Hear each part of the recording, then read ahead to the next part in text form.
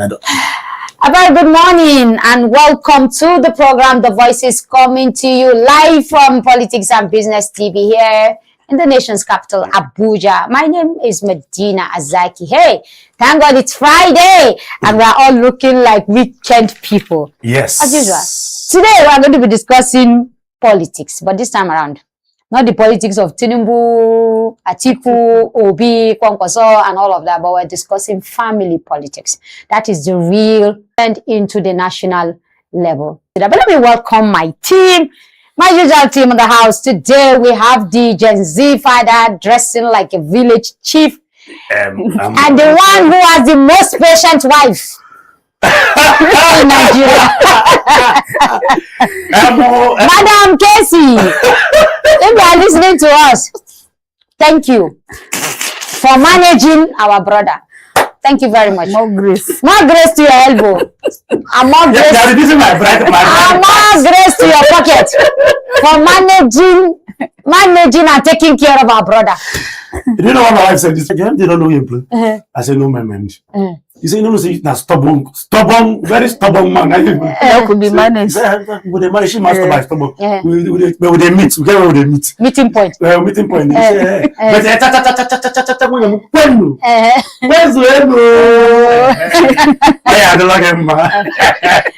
Then Madam Felicia said her mouth wasn't balanced in the last 2 days. Is it balanced now? Very balanced. She took ogogoro. No, the panebita. No, don't even say dry, whatever. But I took real Kong herbal medicine. Mixed with ogogoro, nothing. That's why I'm here this morning and can open wide my mouth to talk. It's balanced now. You didn't go to a panel beta and all of that. You wanted to panel beat me yesterday, but I didn't allow you. Okay, all right. Yes. So I have to go to the right place. I can see that you didn't even eat the meat in your food. That's why you want to go back to it. Please stop eating, let me eat. All right. Deep-rooted hatred. Something you might never discover until the end of one's life. Above all, because silent, very silent. Very silent, and it destroys, and it's dangerous. There are people whose hatred for somebody continued even in the person's grave. I don't know how people keep those kind of hatred. I'm trying to understand how you will hate somebody till even in death, you are still hating that person. But we're all humans. And the same blood. And the same blood. And we're wired differently. Like people will say that if you don't know how to keep things, if you don't know how to bottle things, doesn't mean other people cannot bottle it. So when you open your mouth and yap people and say your mind and do, remember that the person on the other side doesn't think like you. And he might keep that for a very long time to say, this is what this woman did to me, or this is what that man did to me, even though she laughed it off and made it a joke and all of that. But deep down, it's still there. So let us go to the issue, family politics. How do we define it? For those who are watching us now and say, for some people, they've never heard family politics. And it happens at the local level more than even the so-called modern, family, everyday Nigerian to understand. Okay, Madam Felicia, I think I would like you to start. For me, family... She's a village... you know, she knows. Anyone that can make a man apologize understand some level of family politics. Yes. So, no, she starts. For me, I see it as a dynasty where members are related in blood, in marriage, culture, and even when it comes to hereditary, they are related. Yes. So when it comes to playing politics in a family, you see it's very glaring that they may not come together as one, but they may be doing it individually to one another. And at times it comes in form of a unified thing that the people can team. Appears like a mystery. It is gradual and destructive. Sometimes unknowing to you, sometimes knowing to you. These are acts of favoritism, nepotism, even all kinds of bias behavior that we dish out in families, and it sends negative signals to children both extended family and the immediate family. Now, with reference to to children, both extended family and the immediate family. Now, with reference to we're supposed to take it. We say we're going to take it to reference to a particular culture. Yes, when we get to that, yeah. People don't know why the mother is attached to a particular son. Why the father, in some families, in some clan, in some culture, especially in Africa, stylishly, the success of the family is built around the first son. Check it very well. The success, an average. What if the first son is not doing well? Well, if for a family, for example, for a family that is doing well, you know, there's this carry along approach. Okay. Yes, the fathers always do. Okay. The first one seems to know everything about the family. I don't want to take your part. Naturally, in every family, the second sons are very stubborn. When you see the firstborn, you know they behave like firstborn. Why do people say that? But is it true, people? That's what I'm telling you now. As mumus. The second sons are always wiser. Both girl and boy, both sex. Just like behavioral disposition you see on the lastborns. Don't you see it? Yes. They behave like lastborn. Why? That is because of the family politics has shaped that child's behavior into behaving like that. There's so much attention, the tolerance that they will not be given to the firstborn will be given to him or her. As the second, as leave them now. Leave them now. Not be your last. These are politics, and that's lastborn. That is what an average lastborn here in Nigeria is spoiled. He doesn't know how to cook for himself. He doesn't know how to wash his clothes. He doesn't know how to do so many things. I don't know if I'm communicating. Yes, of course. These are politics, silent politics, and that lastborn grows up it being a disaster waiting to explode.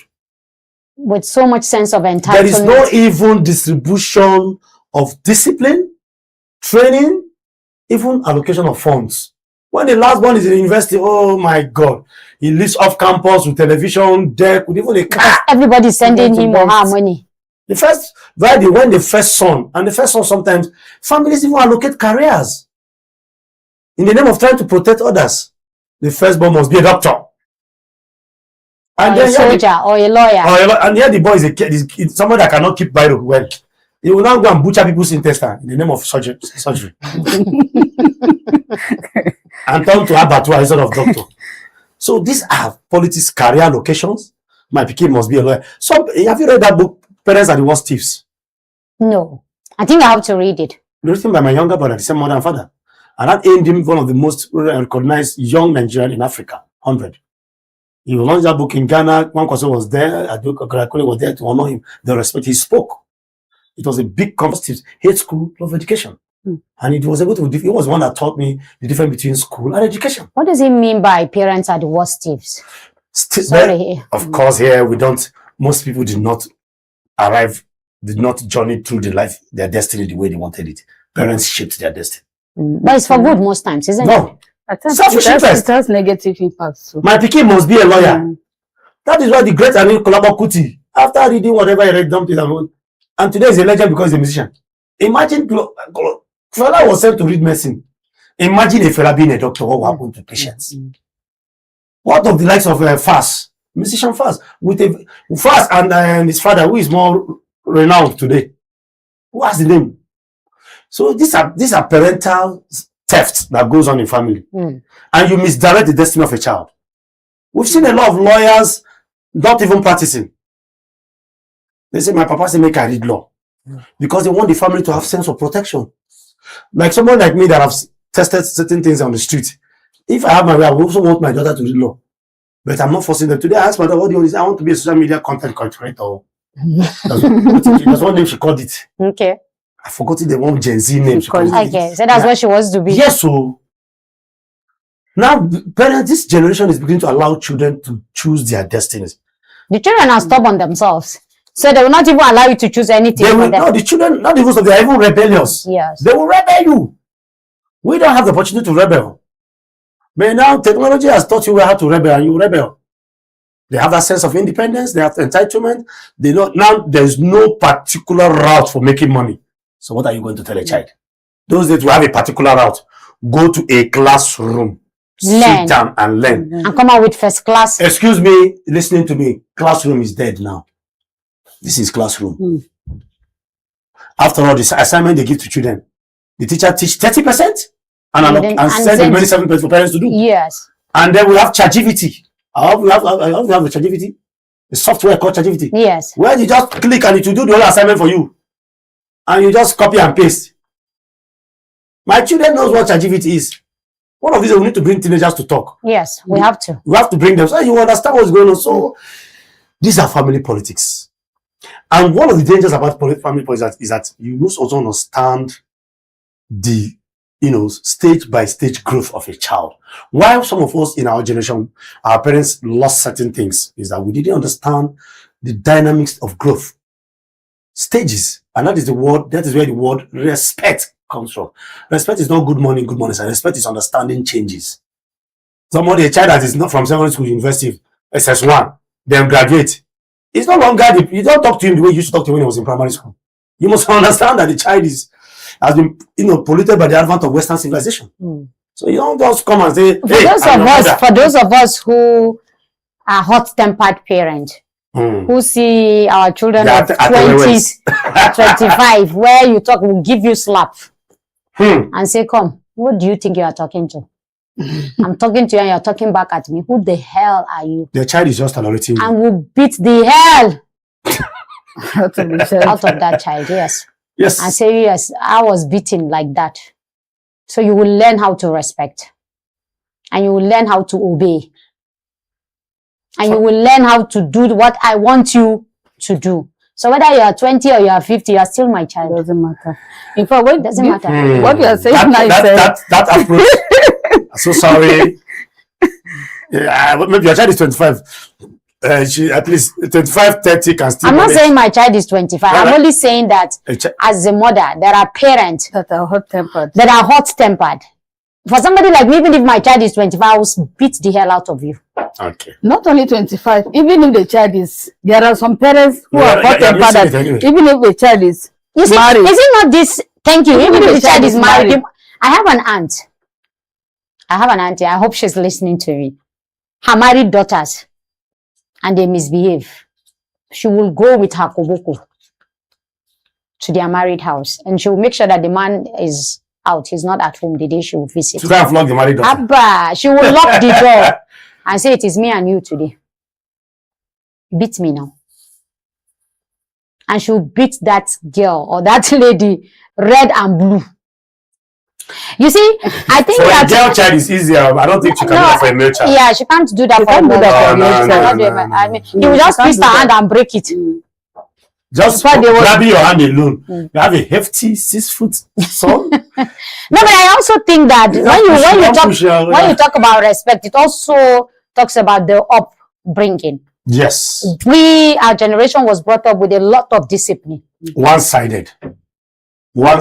No, hold on. With a lot of discipline, you can come back to the one-sided. But a lot of discipline where our parents don't even need to speak. With body language, you understand. When you go to a simple look. With a lot of discipline.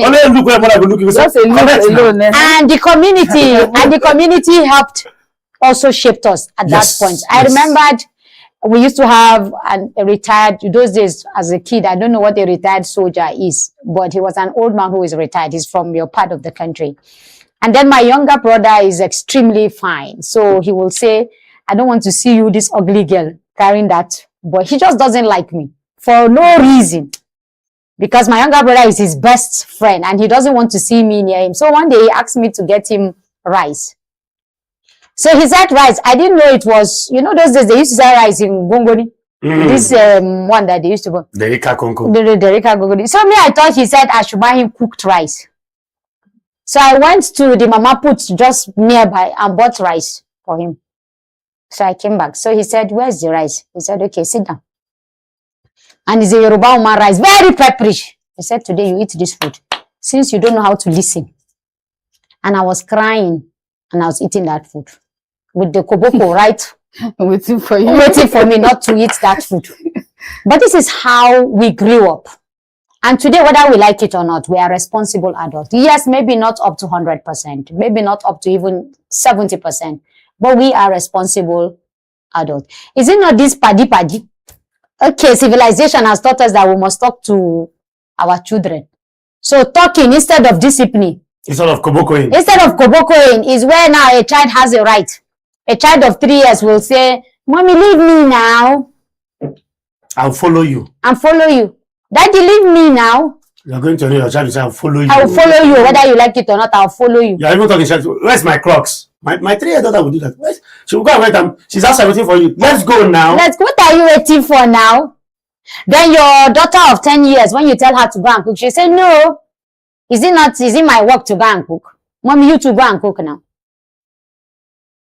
Now, do you know what? Let me tell you what is okay. Let me actually. But there's also the politics that we are playing. No, but it's also the politics that we are adopting something that is not our own. It is a yes. We are adopting a civilization that is not our own. That is not suitable. That is not suitable. How can an African mother, her daughter will look at her and say, "Mommy, I won't do it." Or she'll tell you that this is my boyfriend. His name is Jack. And then the boyfriend has some funny dreadlocks. At age 30, a woman cannot visit me. No, I don't during that age. At 27, I've graduated. I was working in a bank. Yes. But because of respect, you can't bring a woman home. My mother will pour hot water. That is what I talk about respect. Yes. My mother doesn't even need to respect. Her action will bring the respect by force. That's why I told you that those days, respect was not reciprocal. It was one-sided. The parents don't return the respect to you. We are returning. Respect is reciprocal, is playing out now. Our own time, respect is take it or leave it. The horn of your father's car will make you understand. Is enough signal that, okay, go and carry your book. So we have one-way traffic. So my mother at 27, 26, I was already wearing suit. When my driver Mohammed will come and take me, I will go for market and say, "I want to go for market oversight to go and check my customer." And I will say, "By a branch, let me see, Mom, see." Our branch, my mother will, and then that, you know, those ladies on the street that, your childhood friends, girls. Yes, yeah. They will not see the car. They say, Ken is around. They want to come. My mother will say, "Mba. Out. Come on, say my poor. And pick slippers." You know, this thing you say reminded me of just 2 years ago. 26, 27 years. Who are you? 2 years ago. Yes. My mom, I was in the parlor. I was on holidays. I sat in the parlor watching the TV. And she came in from her room. My father was in his room. She came in. As I was sitting there, I thought she was going to pass. And she gave me a dirty slap. Wow! Just 2 years ago. 2 years ago. And gave another one again. You know what I did? I did not say a word. Because you're a girl. I knelt down and thanked her. When my father heard my voice thanking my mom, he came out from his room. He came in. I'm telling you. No, so exactly what you said, the discipline was there, but now we have... Did she tell you why she slapped you? I can't remember what happened, but all what I heard, pam here, and I thank her. That was not the only one. Prior to that, she did that twice. Just like that. But you know your mother cannot do that to a male child. Do you know why? I never saw her doing that to any of my brothers. And I can explain why it does that. You know, so my mom sees me now as her husband. Because my father is late. Okay. But my mom, I think she sees me as a rival. Yeah, my mom sees me. Why would she see you as a rival? Women, it's easier for women. It's very easy. Okay. And that's what I was telling my sister recently. I said, be careful with this, your daughter. Very soon, if she doesn't get married before she's 25 already, she's at home. I said, make sure, pray for her. Let her get a good husband. And I told her, pray for yourself. If you continue to live in this house, under the same roof with your mom, your dad is late, you end up being a rival to your mom. Before my sister, I told her, she'll begin to be jealous of her. It's normal. My mom, right from my secondary, when I was in secondary school, she became jealous of me. Why, again, you know, favoritism. My dad is so much... your daddy's girl. Loves me. That's the family politics. That's the family politics. I'm also a daddy's girl. So they were saying he took me to the market. Yes. Is this your weddings? Yes. I'm a daddy's girl. And I took after him. Hook, line, and sinker. I'm not as fine as he is, so... No, how can you say that? Allow people to... In fact, she had... Stop saying that each time there's a problem, the mother will always feel like my mom. If she's having misunderstanding with my dad, I'm the one she will pour it on. So me, I've understood that for years. I'm the only surviving daughter right now. I have only 2 brothers. Okay, only surviving daughter. The only surviving That daughter. explains why she's So like that. anytime she sees me, even if I come close to my dad, she thinks we are going to talk about her, or she thinks he's going to give me some You money. are going to plot. Yes, to plot, and we do that. You do that a lot. You plot. So if I'm sitting with my dad, she will come in. She is the wife now, because she has said it openly that me, I'm competing with her. You Now, understand? that's not Which, fair. unfortunately, it's not even in my head. But that's not fair. mindset. I also think that just like you, I'm a rebellious child. I grew up fighting for what I want, not what I need. So growing up, I chose my friends. I chose everything I wanted. But because I'm a daddy's girl, it's you know, it passed through. Yes, I don't know whether she sees me as a rival or she's jealous of the fact that I'm close To her husband. to her husband. But the fact is this, I was a girl with 2 boys for a long time before my sisters came in the 90s. So you can imagine, maybe for 10 years, you know, I'm just the only girl among 2 boys.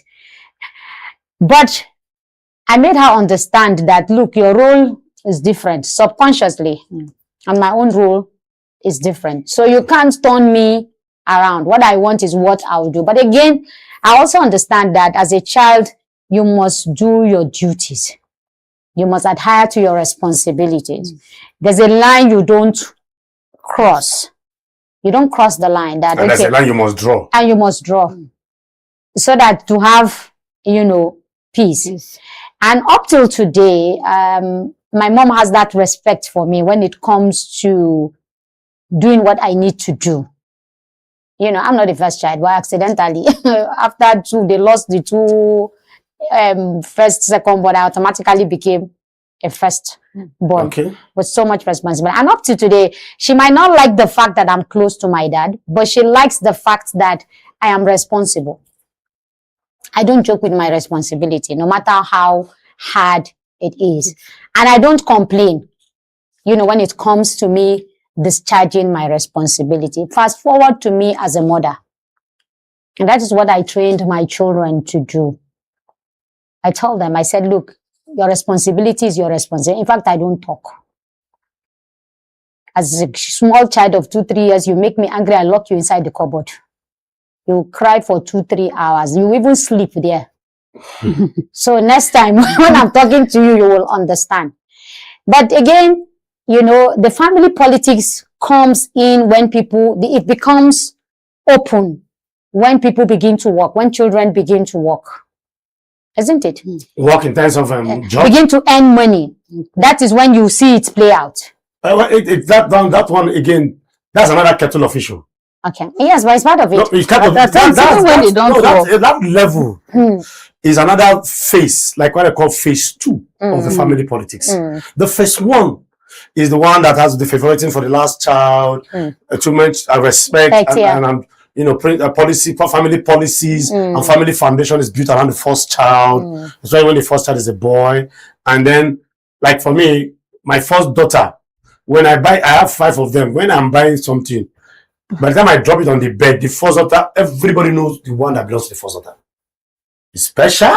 The color is special. The jeans is special. It is people like you who are encouraging. No, I'm planting the seed of discord. No, I'm not planting. Yes, now. I bet why I do. Sometimes I buy something. You know, somehow if you call it that. When I gave birth to my first daughter, and I went to the hospital and they gave me that child, I looked at her. I said, carbon copy. Not even just no. What is this? You made me a father. You know, that sentiment. I can tell you the feeling. I can still remember the feeling I had 19th of June, many years ago. That feeling, the feeling they brought the child from the theater and gave to me. My first daughter. I know the feeling. The way I played, the way I groomed my first daughter is different from others. Because that was my first child that announced me as a father. They gave me the name badge father. So that sentiment was there. And that's why, and you know, in Igbo, I'll get to the culture. We, the first daughters, buries the father. The first son buries the mom. She is the owner of that burial. She'll be the one to carry the picture. What if she doesn't leave? God forbid. The scenarios, yes. What if the Whoever of any family? If she's late, if she becomes late before the father, the next person that's the father will be the first daughter. The second daughter. And then when you don't have any daughter, what happens? If you have only boys as children. As children, what happens? Well, I've not done that research to find out what happened, but I know normally maybe it's the mother or maybe the first daughter of the man's family. Okay. Or something, but there must be a woman. Yes, culturally, yes. So the politics, the early stage of politics, which favors even the first child. Look at firstborns. Most firstborn went to the best schools. Because their money was still in the hand of the father in our own generation. The father, my first sons went to federal government college, that one. And at the end of it, they don't end up becoming. People are talking about family that are well-to-do. What about families that are struggling? Where the first child is the one, whether a woman, we've seen, gentlemen, we have seen women in this town.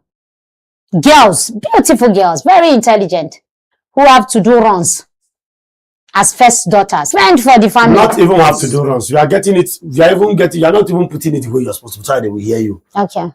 From my little... I'm just saying that they will do the worst. I'm just talking about the worst. I'm not saying... First daughters are even like the mother hen. I'm telling you, if you interview out of 5 prostitutes, 3, they are doing that runs to send WAEC money to their younger brother. That's what I'm saying, the home front. Defend for the family. I'm trying to back up what but that is not what but nobody's expecting the first boy to do that. Nobody or the first son to do that. If the first child of that house is a boy, nobody will expect him to do the worst. No, it's not about expecting him. It's all about the way a woman is wired. A woman is compassionate by nature. A man is selfish. Women, it's just like there are things a woman will do in the society. You will, woman. Now you do this one. Do you know if a man lies verbally, women lie attitudinally with their attitude. Men lie verbally. You must understand the difference between these two. Men lie verbally, open mouth, tear lie. And end it there. Yes. A woman is not common for women to tell lies easily, verbally. But women can tell a lot of lies with their behavior. So when you see a woman lying verbally, it's shocking. It's shocking. Even as a man, this woman can lie. People will turn and look at that woman. This woman, they steal. It's not common for a woman to steal. But it's common for a man to steal. In this part of the world, just check it. Those days when you were in school. When you see a girl, when I hear a girl steal another girl's undies, I want to know, woman is thief. Because she's not associated with them. She's not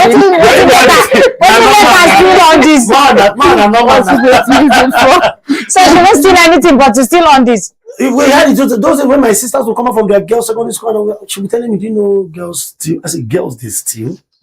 Because we didn't know that girls, women can steal. It's not common in this part of the world. But if a man steals and a guy man, they even brand it sharp man. Sharp man. For stealing. For stealing. So now these are the politics that goes on in the family. You see, a child will go and steal and come back. The mother will say, happier.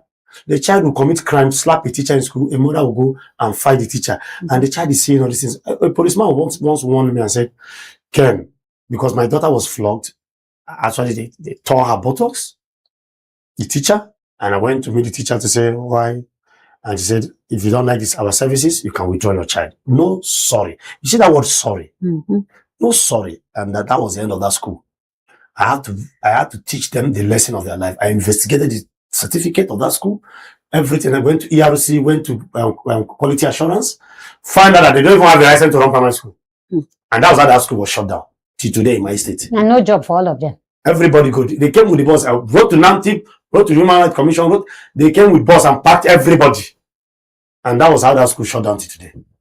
And people were like, the person is my neighbor. I tell you, the husband even gave me a lift yesterday. And no skin attached because the husband, and I love such men. The man did not support the wife.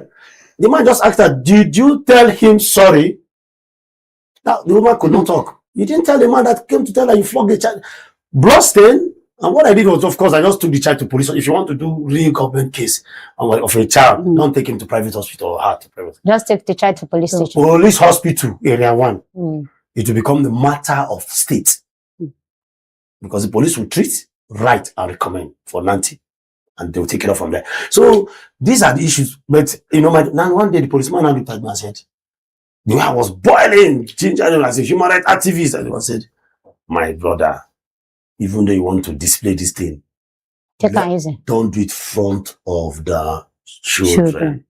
They will have that so much sense of security that they will start misbehaving.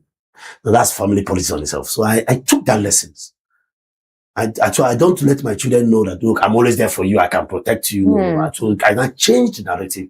I keep telling them, if you go to your husband's house, you misbehave. If the man slap you, if I just call on phone and they tell me it's because of the way you are behaving, I will not come.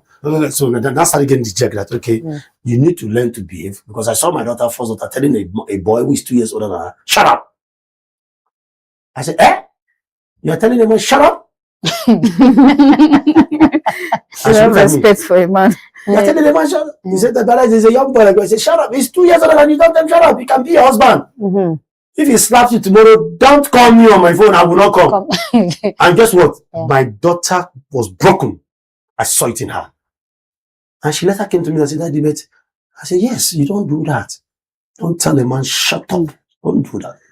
You don't do that. It's wrong. Have you ever had your mom telling me, shut up?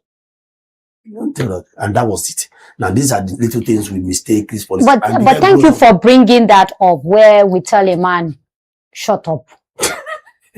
Some of us in our married homes, our husbands will be talking, some women. I say, you keep quiet. And maybe in front of the children. Yes. You keep quiet. It is part of the family politics. And you want so it means that woman is being trained over the years. She saw it as nothing. Nobody rebuked her. And that is the respect we are talking about. The biggest need of a man. The biggest need before sex is respect. Number 1 is respect. 2, respect. 3, respect.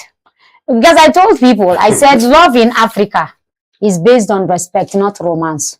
So while you are watching romantic films and you are thinking that it will translate into, you can copy and paste, it no go work. Do you know a reasonable man knows when he's misbehaving?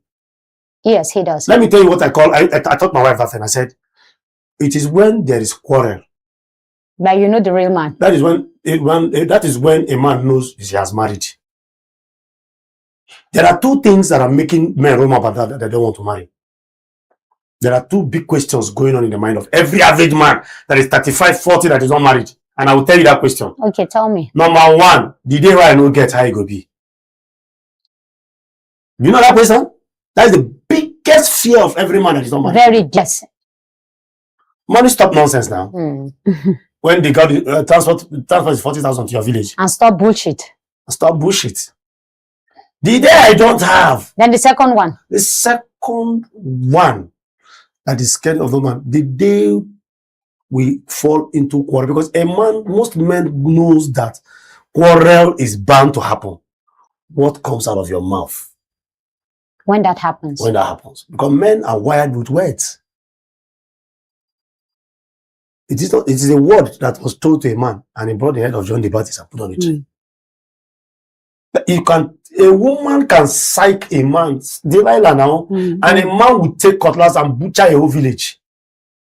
He won't even know. He won't even know. Just the word. That's why when you call a man baby, darling, you will tell the next thing, you smile.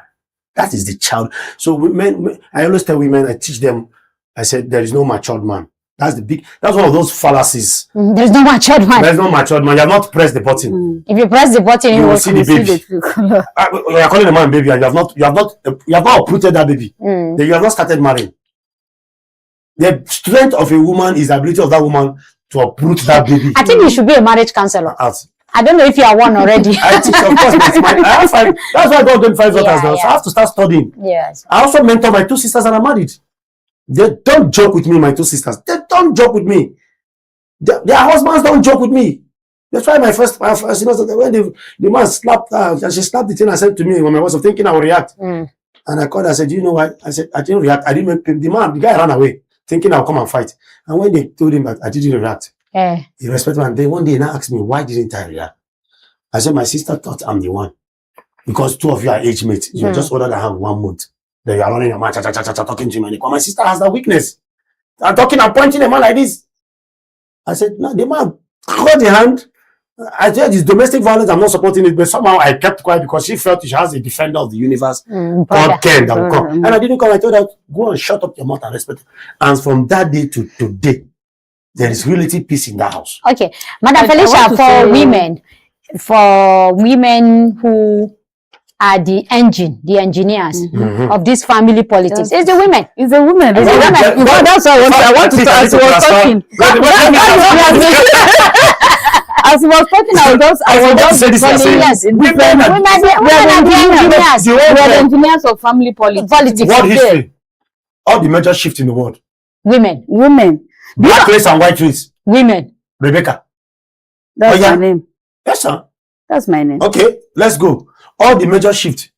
Everything. A woman. Who named Nigeria? Woman. Woman. After scratching the head of one white man. Boyfriend. She came to report. And Nigeria became. And they joined us together. And here we are. It is a woman. Do you know it's a woman that owns marriage? Yes. Nneka weds. Obi. Obi. Okay. Mariam weds Sani. Is a woman. Oh. Felicia weds Michael. Ta. The women are the engineers of this politics, family politics that we're talking. As we were talking, I was just recalling the different situations I've seen. Okay. Even myself coming into it. That's For myself, Please transfer. Okay, please transfer the money to me. Right. How the money. You could imagine a woman, you are married to a husband and whom you have lived with for over maybe 60 years. Mm. No matter how painful it is that, or whatever the man must have said to you, you should be able to bear it as a wife and look for a quiet corner to talk to him, but not before the children. You are insulting him, stupid idiot, old man, this and that. It's not good. I'm telling you, it's not good. It happened in my own family that I even witnessed, And women. and that has affected even the grandchild, the grandchild of that family, that even will open her mouth to even insult her grandfather, to tell you how was the level it has gone to, how terrible it is. Recently again, my own cousin, her last born went out to play football. He came back from school. This child cannot, he will hardly see him holding a book.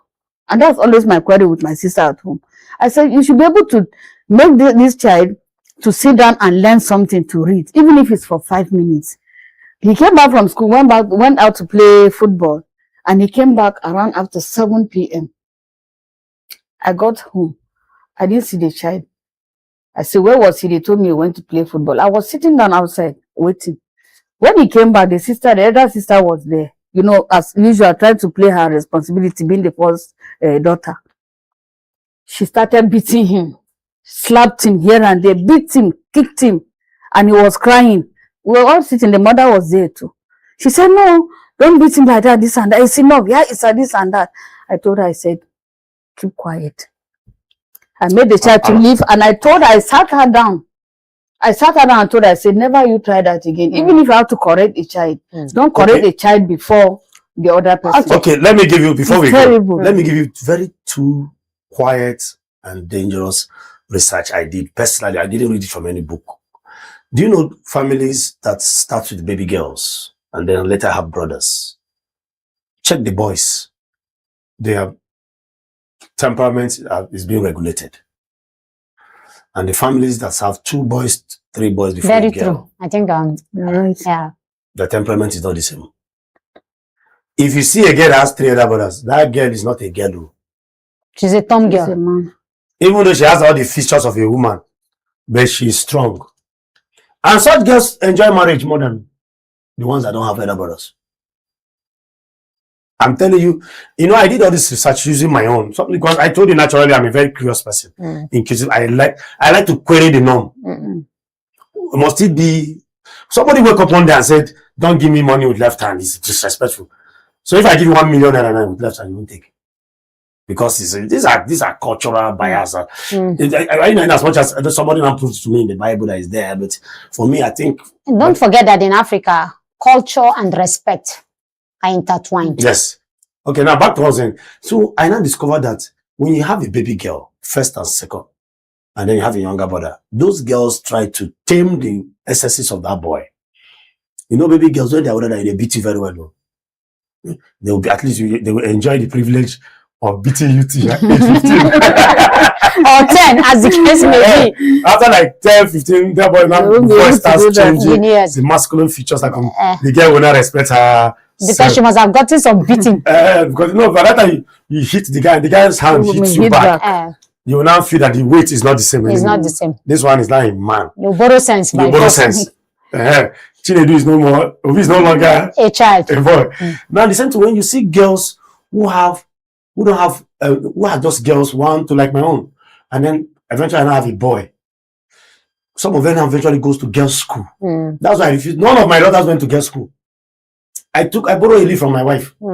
Because the first I yelled at my wife looked at me and said, you yelled at me!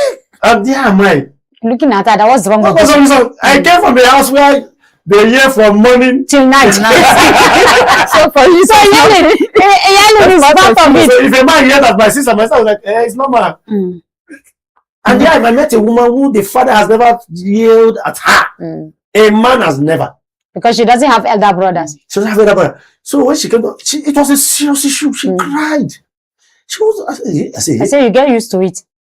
I said, Madam, do you know what? You didn't tell us sorry. You tell us sorry. It's Yale Pro Max. And that's why I said she's a very patient woman. Let her keep it out. Tell us sorry. When she now got to discover that, because that is a common psychologist. Short people have cognitive strength. Some people have locomotive strength. Quiet people is hiding something. Quietness is a veil. Everything that God gives you in the essence is a veil. If you see a very beautiful girl, some of them are not intelligent. But that beauty... But some combined both. They are both beautiful and intelligent. Very few. Yes, I said. But there very, are some, very few. Yes. When you see a woman that has both, then that woman is lucky. Or a man. Tall guys, most science has shown that tall people are not as smart as short people. It's cognitive and locomotive. Cognitive. They are not. Scientifically proven. The same thing from my experience when I was a profilist with STS, innocent looking people are more dangerous. You see those ones, calm face, unpredictable faces. Have you seen a group of armed robbers that have been attacked? I witnessed one that did one chance that hit hammer on somebody's head and the person died. And you see, the one that actually hit hammer, if you see him so saintly like a pastor, you will never believe you hurt a fly. But it's deadly. I am telling you from experience, I have been a profilist. So I've seen this thing. Most of the hardened criminals I've seen, go to SAS, tell them to go to their cell and bring out the hardened.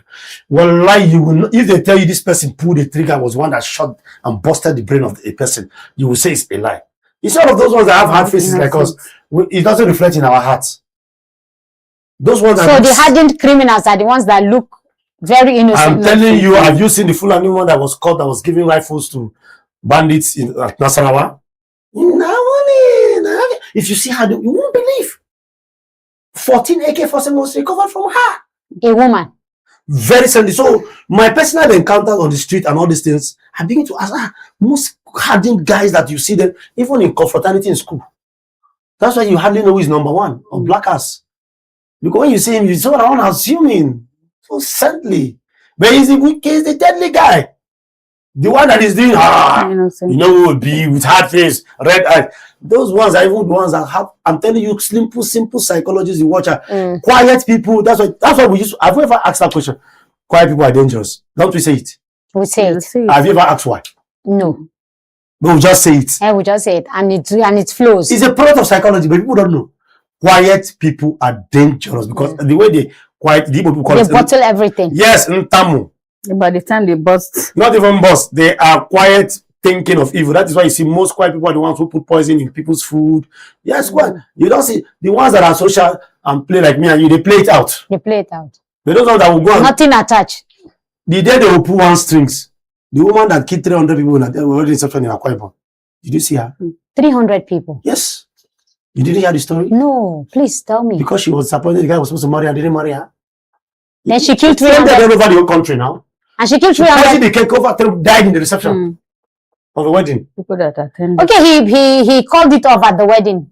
No, she promised, was to marry the woman. She didn't marry the woman. So the woman felt bad. You didn't marry me. You want to marry another woman. I'm poisoning the cake. During his own wedding. Yes, and came for when I'm poisoning the cake. Everybody ate the cake. What about the husband and wife? Everybody passed out. Did you see that woman? Have you just go from today? Anytime you are watching any crime scene, just take note of when the police is interviewing the kingpins, the ones that actually pulled the trigger, the ones that did real murder, and check their faces. Fine boys, innocent looking guys, unpredictable, unassumed. You see the hard ones will be saying, "Okay, now call me for fun," or I know do more. I do not be no one go. You see the innocent one, melancholic in nature. As I was coming on my way, and they'll be the first one to shout, "Oh, forgive me, Jesus." Allah. They'll be the one to, first of all, trying to whip up that sentiment, that melancholic, manipulative spirit. They try to get you. I am telling you from experience, hit him hard, he will confess. You know, from experience, I don't like quiet people as a person. Oh, you're like me Naturally. too. I don't like quiet people Like, because I see them as energy everywhere. I see them as deadly. I don't like quiet people. Me, naturally. And I thank God in my house we don't have any quiet people. Everybody is a mad person. That means I can cope in your house. You can go mad. So everybody is mad. And so when the madness is displayed, we can all go back. After 5 minutes, we are back on the table and everybody is happy and everybody is playing.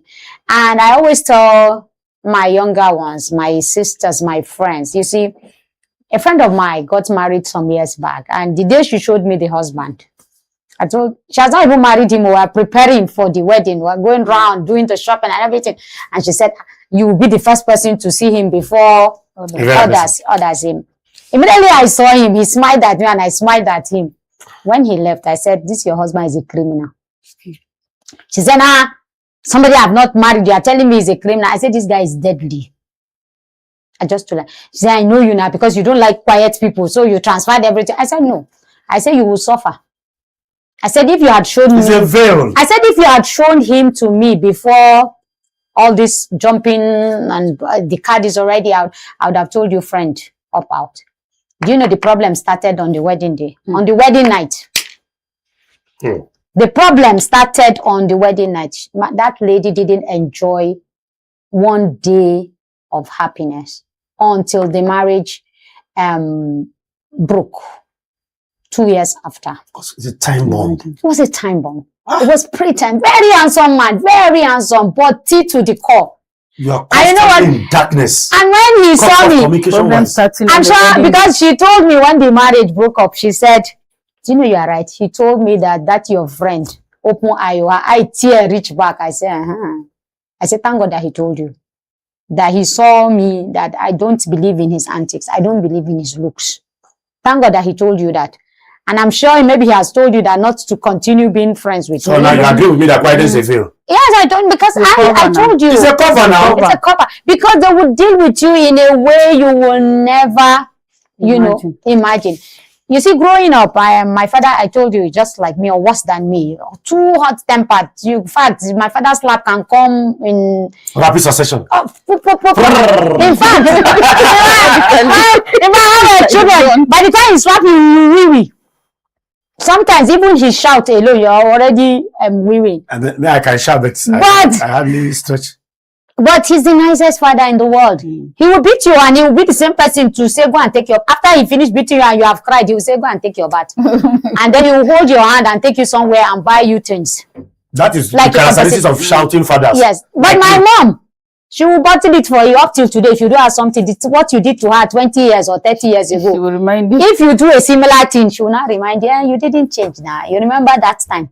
In 1924. In 1924. That's the life of my mother. 1950. And she will be reminding you, but she's gentle. She's gentle. And that is why there's a, opposite. And this is part of the family politics. Opposite. So, the politics. And unfortunately for her, nobody took after her. That her own character. Everybody follow one way. Everybody follow one way. Both face or character or everything. At all. Just on our own. And that is why like I said, I tell my younger sisters, I tell my friends, marry a man who is balanced. Let him be stubborn. Let him be shout. quiet when necessary. No. Let him even shout. Let him yell. Let him show you who he is. Please. But I can assure you that your marriage will last. Because after all of this shouting and fighting and everything, he will come back to his senses. In fact, he'll be the one to apologize to. All you need to do is when he shouts, you just keep quiet. And this thing you just said. Pretend as if you don't even know that his ear doesn't disturb him. I feel like transferring money again. to who? To me? It's not going to be easy. The fact that I'm saying you are hitting it. You know, I went to an office many years back, and somebody told me, he said, Hajia, let me tell, we were all waiting at the reception, and he said, let me tell you something, Hajia, as a business person, anybody that can, Hajia, be wary of that person. Whether it's a staff or is a colleague, be wary of that person. Not even, But anybody that comes to you, you, how far now? What did they even do you? You can't even. I don't agree for this thing. This thing must be done. He said, take that person as your friend, because there's no ill feeling. But you see all those ones that are subtle, that are pretending as if, yes, ma. As if they are the nice. Yes, you are correct, ma. Yes, ma. He said the kind of stabbing they will stab you at the back. You see that? Yes, ma. In fact, you are scratching my crudency that is plastimodically affecting my career. Okay, so would I you see, so of course. So definitely, I think it's time for a break. When we come back, we'll be looking at the culture, the Nigerian culture that encourages family politics. Then, as well as we'll be looking at the advantages and the disadvantages. But all of that after the break. Stay with us.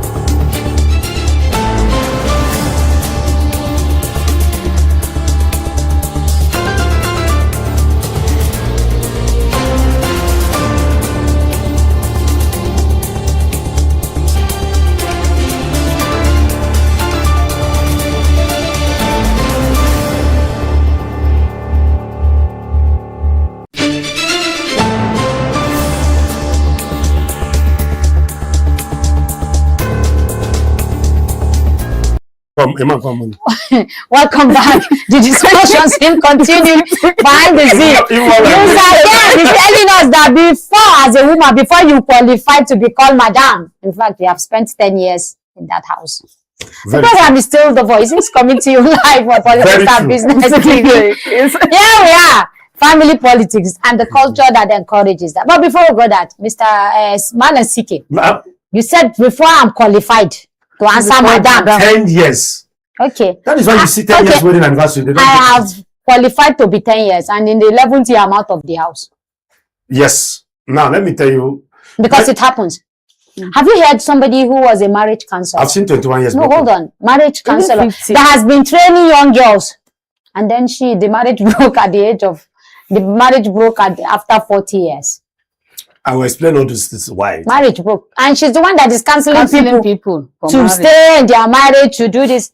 Then, but the story also broke out that the husband slept with her personal secretary. And she will never forgive that. Okay. Let me tell you something. I know, before I start, I want to repeat this word again. May your loyalty not be tested. 40 days. Fast. Longevity is not legality. How long is not how well. You see, it is not how far. I always tell people that everything has a sign, including death. Including death. Rain wants to fall, the clouds will gather. Even when money wants to come, sometimes we have this native feeling, hand will start scratching. The right hand. Yes, and we don't pay attention to, we say superstition. Who told you that? See, everything under the face of the earth is permitted by God. We call him God of principalities and powers. So what if you call him principal? So what are you? He's permitted by God. God is no respect of anybody. Forget it. He can use a juju priest to talk to you. And he's still God. He doesn't have any explanation for you. That's why some people, is it not the same sun that is beating a Muslim as beating a Christian? Is it not the same rainfall? Is there any that's beating sugar cane that's beating bitter leaf now? No. Is it brain now? The same way. Is it different? No. But bitter leaf is bitter. And sugar it's the cane same water we all sweet. drink. But sugar cane is sweet. It's sweet. So the same God. People should stop deceiving themselves of this conspiracy theories. So that is let's go to the issue. Longevity is not legality. How long is not how well. We have 10 years of emptiness and 5 years of fruitfulness. That is why today we have active age and old age. You can be 60 and be 40 in your mind. With all these things, we didn't know it before.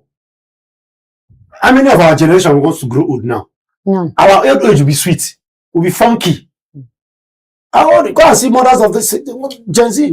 Our generation are 60 wearing jeans and t-shirts. Our fathers, when you are 60, you change your wardrobe totally. You go back to your stick and some other things. Because that was what we were meant to believe then. So these things, marriage breaking after a long while, there was never a marriage. A lot of pretense, the foundation was faulty. There are women who marry because of money. There are women who, okay, the woman that was preaching to other women, cancelling them. Yes, cancelling them. They never knew she doesn't even have the capacity to tolerate infidelity. So her loyalty has been tested. And I'm sure she'll be counseling those girls or ladies to say tolerate infidelity. She was doing it for commercial reasons. Okay.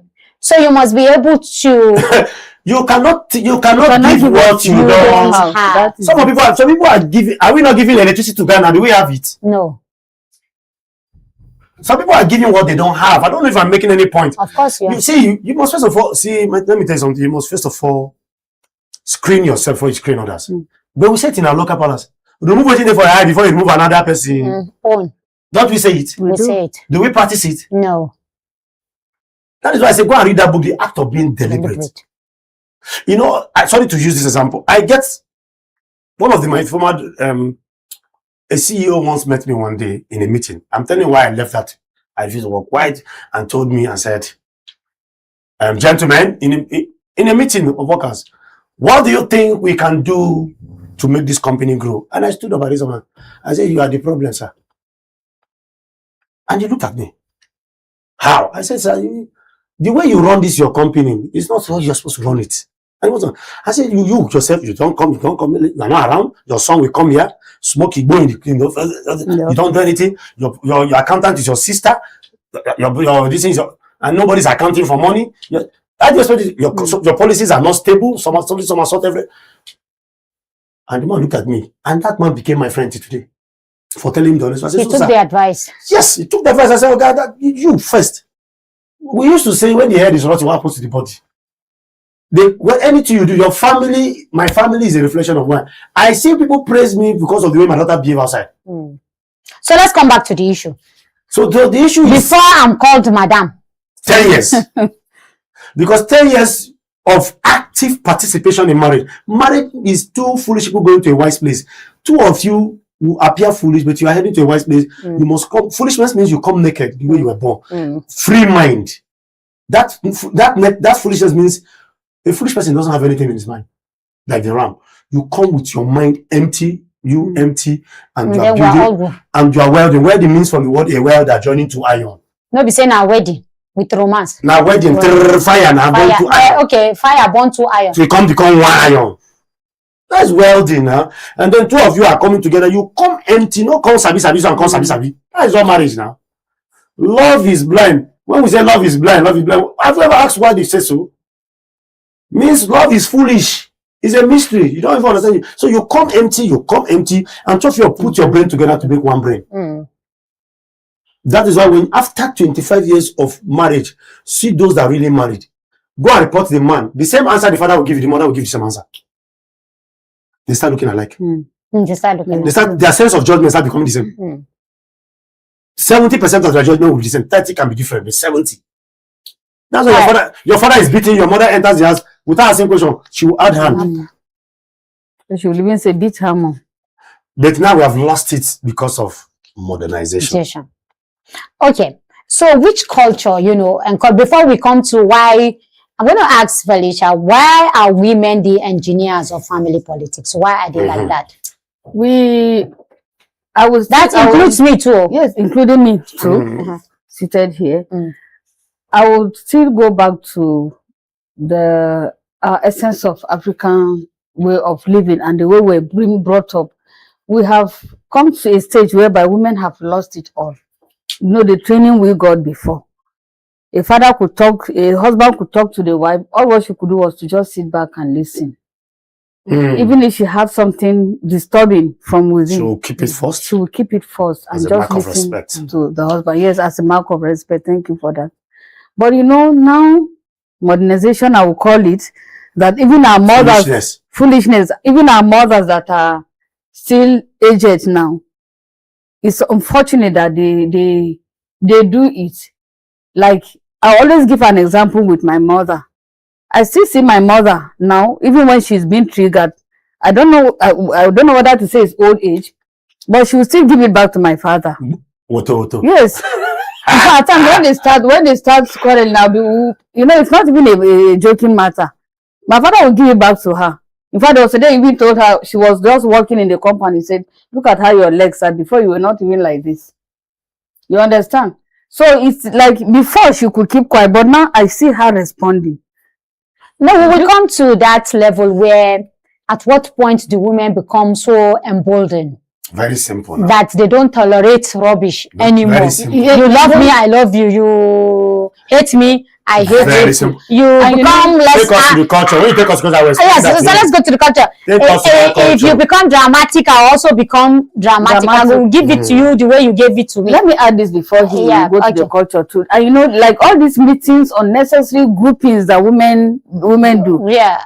To be sincere, like in church August meetings, like in the different churches, let me see, from what I've seen, that's why personally I don't belong to any group. Strive and envy. Because that's where they teach them strive and envy.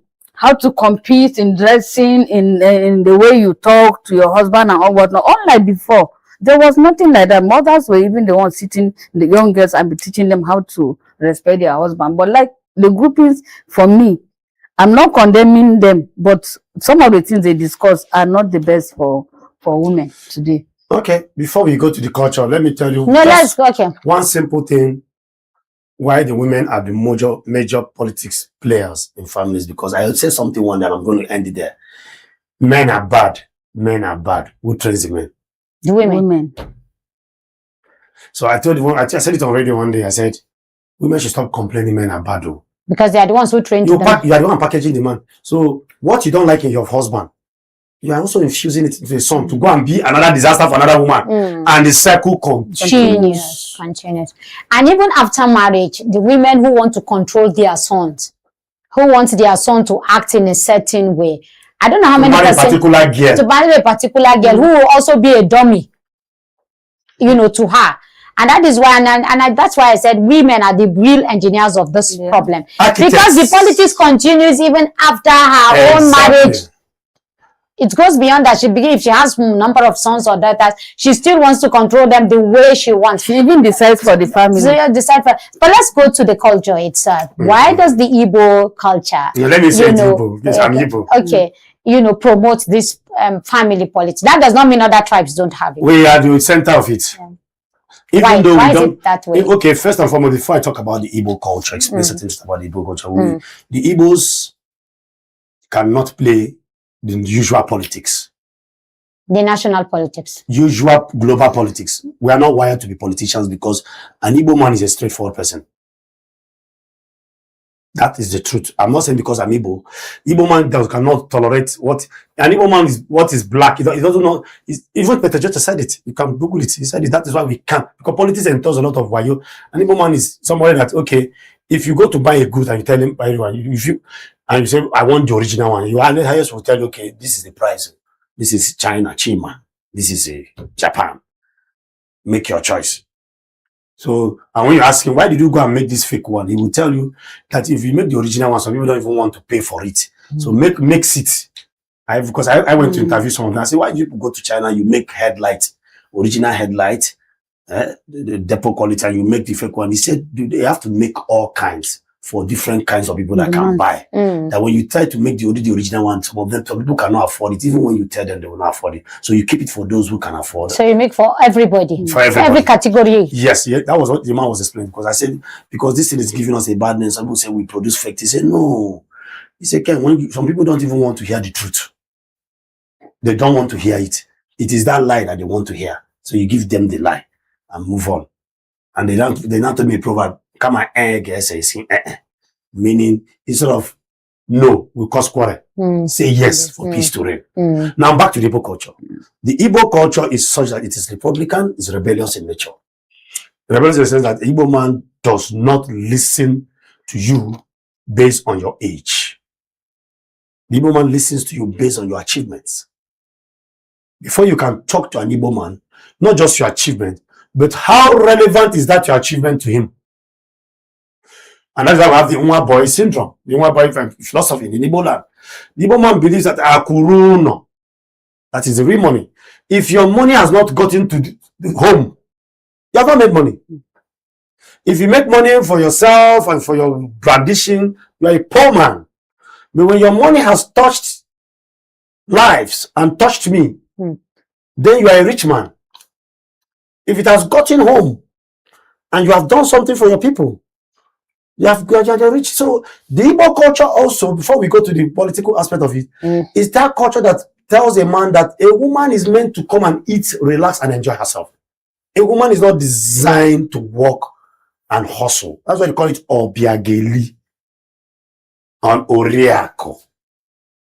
That is the idea behind such names. So when you see any girl called obiageli, come and eat. So when did all of this change? Because we see more Igbo women and ladies hustling now. Everything tied to westernization. Westernization, the girls are not to blame, but is the reason behind every metamorphosis you are seeing today. Because if you see a 13 years old, a 15 years old girl that has not had sex, that has sex in her life, that has had an affair with a man, and you see a 30 years old that has not had sex, their behavior is not the same. Go and do your findings. Talk to both of them, engage them in a discussion. I can tell you the signs to watch, and you know that this one don't tear, this one never tear. Because one of the things that makes a woman tear, of course, we know is ability to mingle with a man. Yes. Yes. You don't know man. Why do you use that? Yeah, you don't know man. This is never sabi man. Because that man would be the final Buddha, you know. Do you understand? So now back to the culture. Our culture, that's why our men take our time to make the money before they get married. They marry late eventually. Because our culture promotes that. Our culture also promotes so much respect for first sons. The dynasty of the family is built around the first son. Opara, we call it Diopara. He has the say. But today, first son has been shifted based on economic advantage. So when a father dies in the family and the first son is trying to spell out the terms and conditions for burial, they say, Emeka Cheregodo Chinedu from Germany. Chinedu is the last son because he's richer.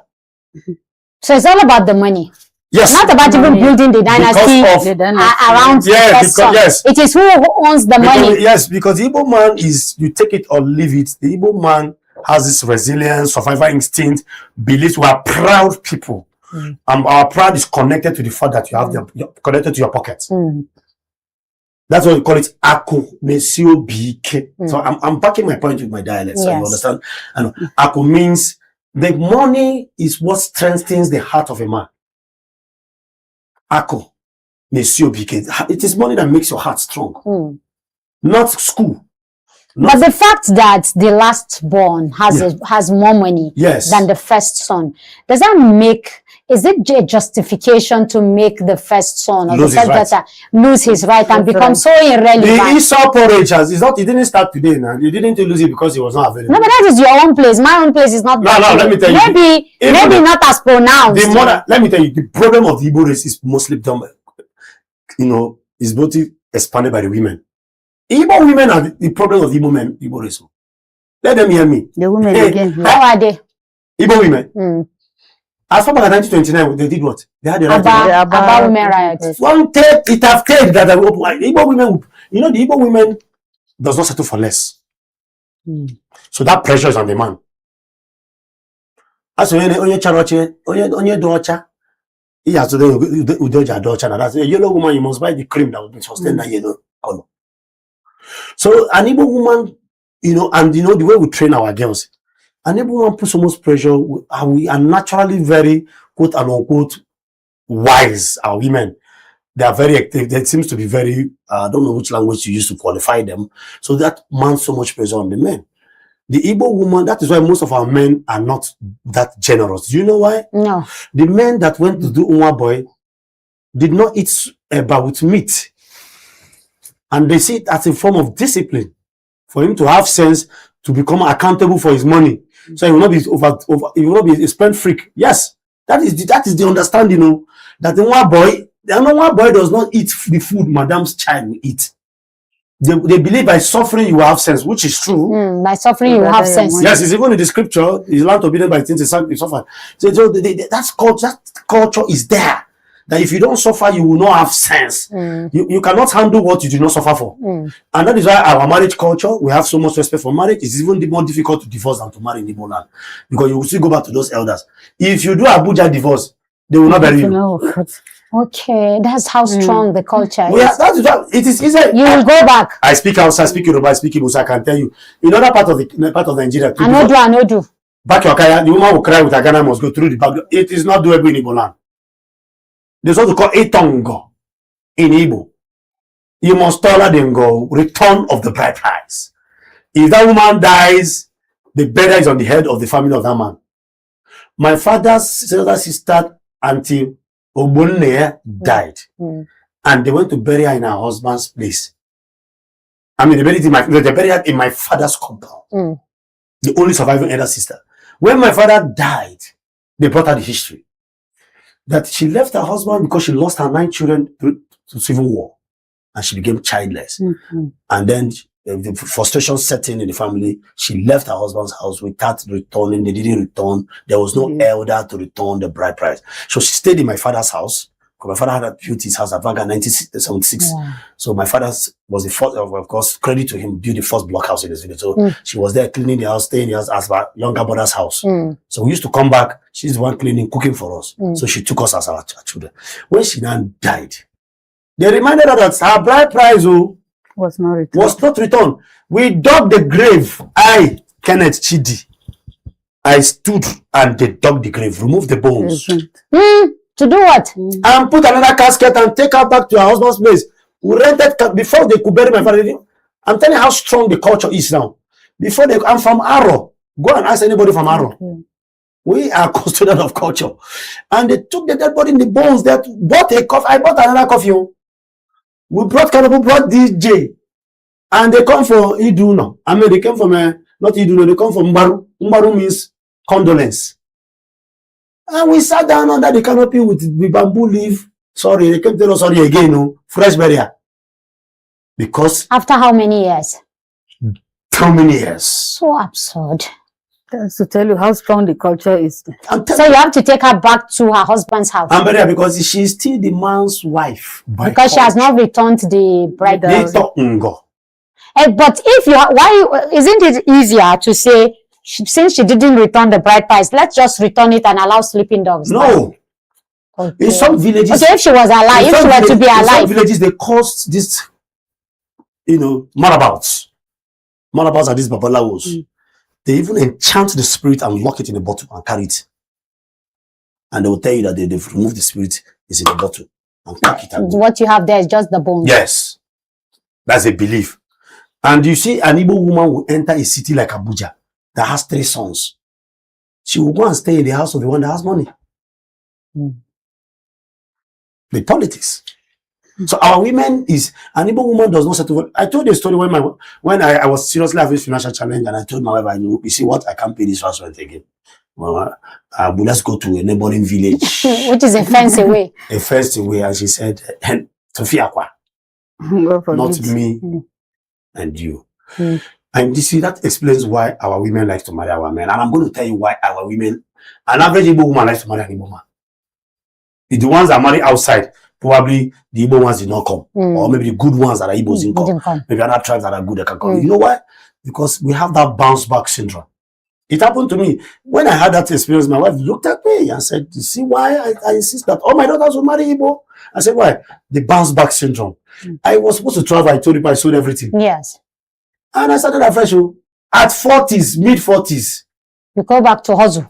And I was able to bounce back and recover everything I had twice. Not just once, or twice. And my wife looked at me because I hustled. I did, we know the shame. But let's look at this, even among siblings, it's easy to say, let's look at the advantages. And the disadvantages. Let us start from the advantages. What is the advantages of, this family politics? What is the takeaway from it? Is there any takeaway from it? There's nothing much good to take away from it, though, because it's a silent destroyer. But do you agree? For me, there's always a negative advantage and disadvantage. No, I'm talking about the advantage. The advantage of it is that it brings people together. That's the negative. How? No, I'm talking about the positive. I'm not talking about the disadvantage. I'm talking about the advantage. Yes, it's the positive now we are talking of. They team up. No, you can't. I don't think team up cannot be an advantage. Team up should be a disadvantage. When people can team up for good or bad. Okay. That's the aspect. They can team up for good and bad or bad. Like in my own case, when I had my own family politics, I was a victim of that. The family that was somehow divided, team up, they came together. For them, they felt they were coming together for good. But at the same time, the negative aspect of it, they came because of me. Because they teamed up against me. I can give you a typical example of what happened. So what happened? Yes. Because you have an example, so it will be better for you to share your story. I was in my room. When they team up, I could see them, they were divided somehow at a certain point in our journey of life. They were separated. All of a sudden, they started coming in because I was present. And I became the topic. The innocent lamb. What happened? I was in my room. Little did I know, I heard shouting, people talking on top of their voices in the compound, because my father there's a very big compound anyway. And I was wondering, why the shouting and all that? Were they quarreling? Did somebody come into the house, or was there a thief or whatever? I came out. I just came to the the second parlor. It was my topic. I heard my name. So what did you do? What did you do? I was the one giving assisting in the feeding of the house. It was my father and I. So it got to a stage that, at a certain point in one's life, when you don't have enough as you used to have. Yes. So that decline, there's a decline. There was a decline. And little did I know that the pressure was too much. The pressure was too much on me. And I was the topic. I was being abused, insulted, called names. Because I couldn't meet up. My own mother called me a prostitute. My own elder brother called me a prostitute. My own niece called me a prostitute. In fact, it was my topic. They were talking on top of their voices, abusing me. When I heard from that second parlor, I got to know that it was my topic. I went back to my room, quietly locked myself in and was crying. I'm telling you, I cried. I had the worst cry I ever had. Yes, I know them. I felt it. I said, look at the person that was even helping. Because he didn't have enough. This is the thank you get for the years of hard work and helping. So you experience it firsthand. I wanted to list three major policies. And I'm telling you, this is an experience I forgot and I remembered it. I live to remember. Sorry, I caught you. And I use it to even sure I don't forget it. But let me ask you, so that because of time, we have so much limited time. Because of time, how has it shaped your personality from that day moving forward? Have you stopped being nice? I stopped being nice. What belongs to being me? yourself. Yes. You became yourself. I became myself. Concentrate on yourself. I'm now concentrating on myself. And I tell myself that I don't even miss anyone. To tell you the stage I'm So it encourages rivalry. Yes. Unnecessary rivalry. And bitterness. And bitterness. Dejection. You see, this is, your own is a typical of a family unit.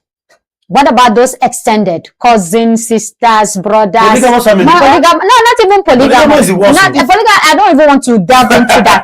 But I'm even talking about extended family, where you have cousins, you have nieces, you have nephews, you have this, you have that. And somebody looks at you. Sorry, I'll just wrap it up. And somebody looks at you, and somebody is competing. Have you seen where you live in the same town? I'm sure all of us, we have cousins. I know, but none of them visit you. They don't visit you. Maybe they feel they are no longer in your class, or they are way above you. and they feel you cannot measure, you are not in that circle, so you are not even important. But I tell people, for somebody like me, if you are doing competition with me, you are wasting your time, because first, my brain will delete you automatically, so you don't even exist in my memory. So if you don't, in my hemisphere, so if you don't exist, you see, and I was talking to Toby yesterday, and he said, "Ma, I'm just so amazed the way you switch roles, the way you just switch." And I told him, that's who I am.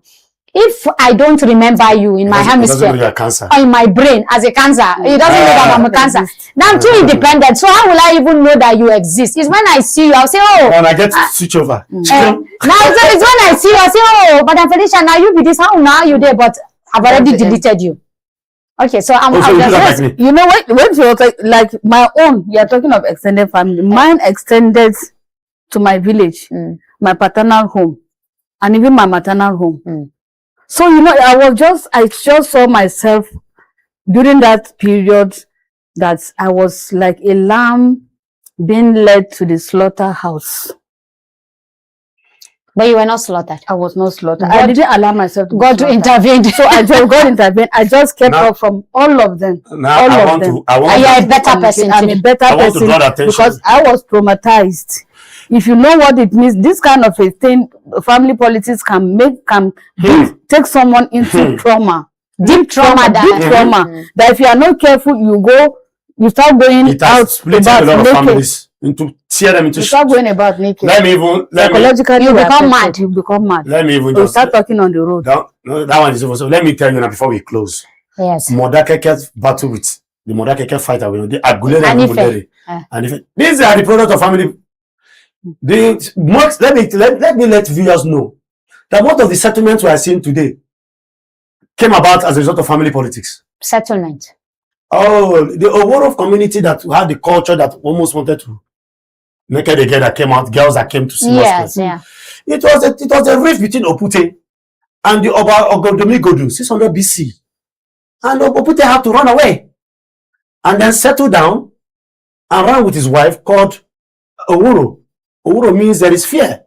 And then that named the community after the wife, Oguro. So some of these communities, history has it that it was a battle between the palace of Benin Kingdom, even the Omolere and Agulere. They are two siblings.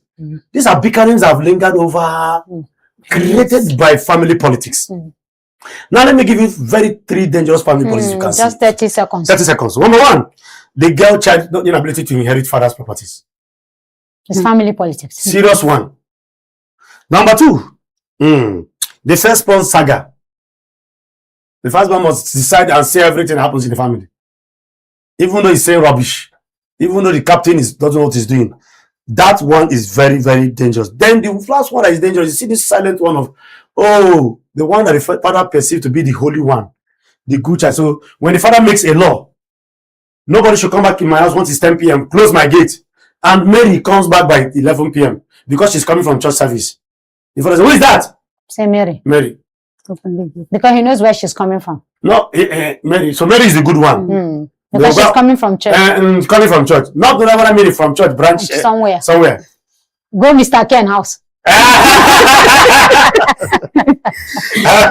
So the other philosophy and the rest of them, most of, like I said, most settlement you are seeing today is a product of family. Is a product of chaos created by this monster, silent monster called the family politics. People should know that. But Mr. Ken, as we wrap up, I still want to give you an extra 30 seconds. What is it that fuel this family politics?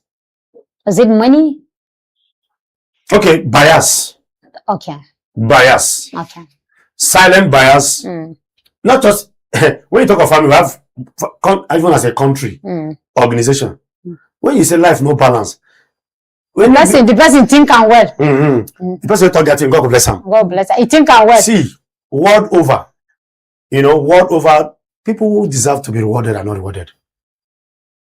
There's this imbalance in the world. Yes. The bad girls get good husbands.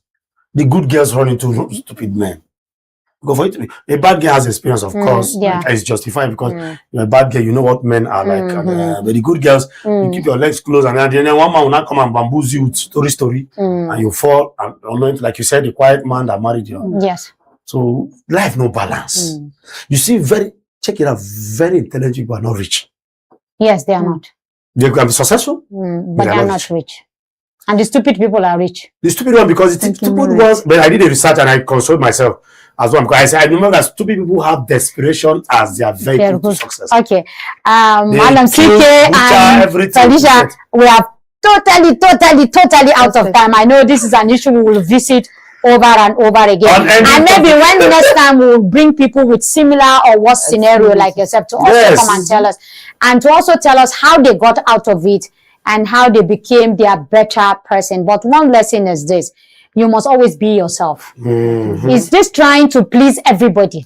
Trying to be a mother that the way they don't send you. To be a mother and you send a hand covering everybody is the one that brings problem.